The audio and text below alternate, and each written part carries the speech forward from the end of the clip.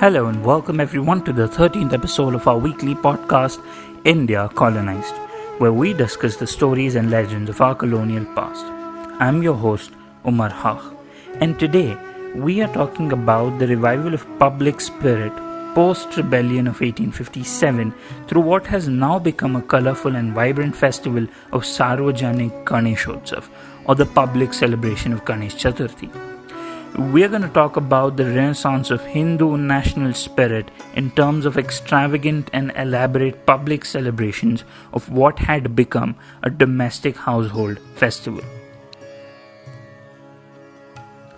With the resurgence of a more integrative national spirit on top of his agenda, Bal Gangadhar Tilak had converted Ganesh Chaturthi, a traditional family festival of worshipping this deity, into a social festival. He established the practice of its collective celebration, and with the same approach, he also established Chhatrapati Shivaji's birth anniversary every year as a public festival. Years later, Mahatma Gandhi realized that although a sufficiently awakened national spirit was giving impetus to the freedom struggle, to join the civil obedience and court arrest every now and then was not easy for the commoners. This prompted him to invent some sort of actions and forms of activity which would make everyday personal conduct, like spinning yarn on an easy-to-operate charkha or wearing clothes made out of khadi. Eventually, these acts became acts of patriotism and thereby symbols of joining the freedom struggle. Savarkar too appealed to countrymen to stop using clothes made of abroad and campaigning for people to wear Swadeshi or country-manufactured clothes. Almost during the same period, K.B. Hegdewar evolved the practice of joining RSS shakas for largely speaking and evening games. Thereby, he cultivated the new apparatus called shakas. Over the years, these shakas became an instrument for generating social consciousness, assimilation, and national spirit. It was not known exactly when and how Ganesh Chaturthi was first celebrated, but according to the historian Sri Rajwade, the earliest Ganesh Chaturthi celebration can be traced back to the times of the reigns of the dynasties such as Shatavahanas, Rashtrakutas, and Chalukyas. To begin with, the presence of Ganesh is not only in every corner of India, but also in Afghanistan, Sri Lanka, Pakistan, and even in Tibet.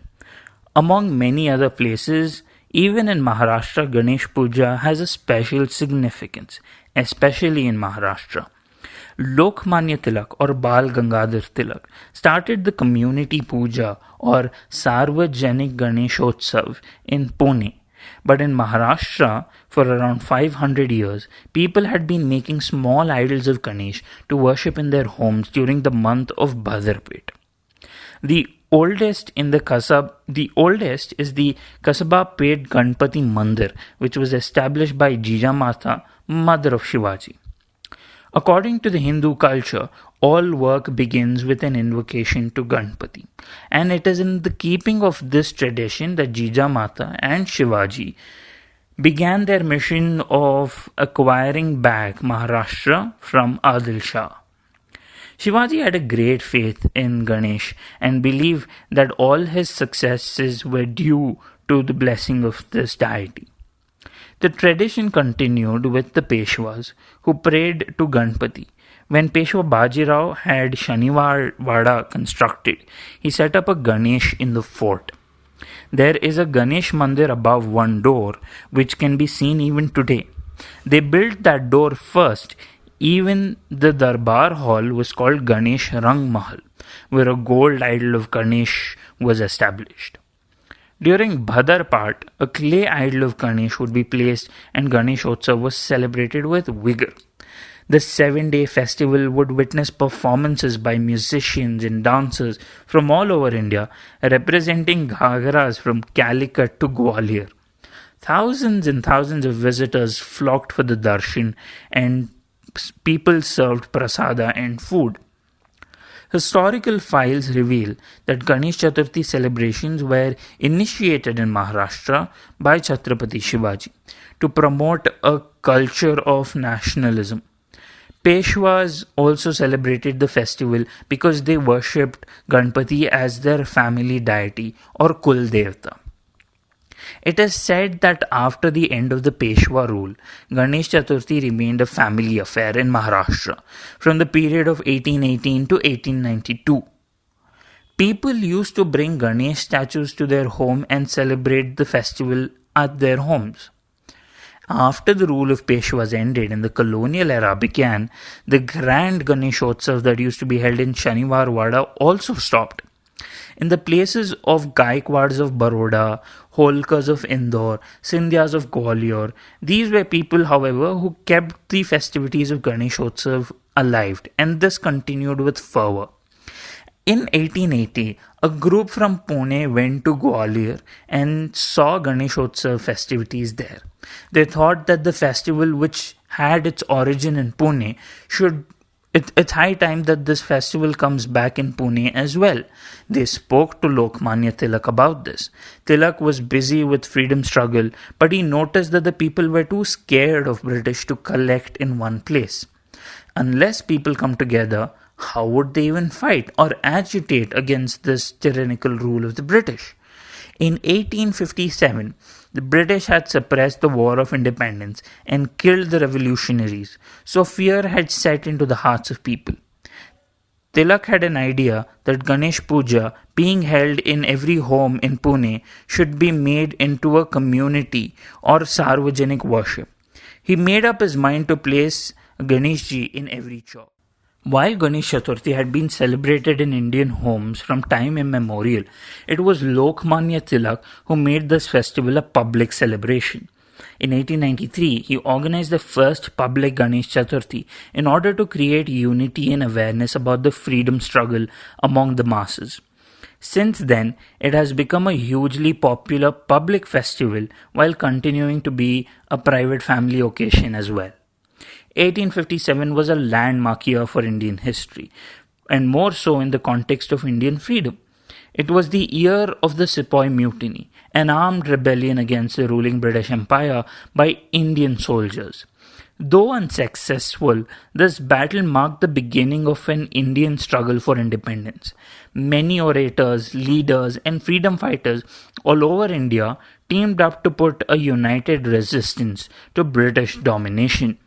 Greatly esteemed by Indian people, especially of Maharashtra, Tilak was commonly referred as Lokmanya, or he who was regarded by the people. Tilak saw how Lord Ganesh was worshipped by the upper section as well as the rank and file of India. The visionary in him realized the cultural importance of this deity, and he popularized Ganesh Chaturthi as a national festival. He did it with the faith to bridge the gap between the Brahmins and the non-Brahmins, and he found an appropriate context in which to build a new grassroots unity between them. He brought unity between the two layers of society, as he recognized that it was the need of the hour to fight against the British in Maharashtra. He knew that India couldn't fight her rulers until she had solved the differences with her own. Hence, to unite all social classes, Tilak chose Ganesh as a rallying point for Indian protests against British rule because of his wide appeal as the god for every man. Ganesh Chaturthi in its current form was introduced in 1892 when a Pune resident named Krishnaji Pant Kasigwale, sorry for my mispronunciation, visited the Maratha-ruled Gwalior, where he witnessed the traditional public celebration and brought it to the attention of his friends. Babu Saheb Lakshman and Bala Saheb Natu back home in Pune, and these were the people who were brought to attention about this traditional public celebration of Ganesh Chaturthi in Gwalior. Javle, who was also known as Bahu, installed the first Sarvajanik or public Ganesh idol following this. Lokmanya Tilak praised his efforts in an article in his newspaper Kesari. In 1893, he even installed a Ganesh idol in the news publications office the very next year, and his efforts transformed the annual domestic festival into a large, well-organized public event. Tilak was the first to install large public images of Ganesh in pavilions and establish the practice of submerging the idols in rivers, the sea, or other bodies of water on the 10th day of festival. Encouraged by him, Ganesh Chaturthi or Ganeshotsav became a meeting ground for people from all castes and communities at the time when British discouraged social and political gatherings to control the population. The festival facilitated community participation and involvement in the forms of intellectual discourse, poetry, recital, plays, concerts, and folk dances. One of the characteristics of Pune Ganeshotsav is that it's not an exclusively Hindu festival. People from different religions, regions, and caste denomination participate in it. One will find that the artisans who create the idols, to the craftsmen who design the decorations, to the presidents of the Ganeshotsav mandals are frequently Muslims or Christians. Ganeshotsav in Pune is an all-encompassing festival, says historian Pandurang Balkwade. He explains how Ganesh Puja is a socio-cultural phenomenon with deep roots in heritage, tradition, and politics. This brings us to the end of our today's episode. Thank you very much for tuning in for today's podcast. If you liked our episode today, please do consider subscribing, sharing with your family and friends. Do not forget to check out our website www.indiacolonized.com. Here, you can find our podcast episodes and more articles on Indian colonial history. Also, check out our pages on Facebook, Twitter, and Instagram. And until next time, stay safe, stay curious.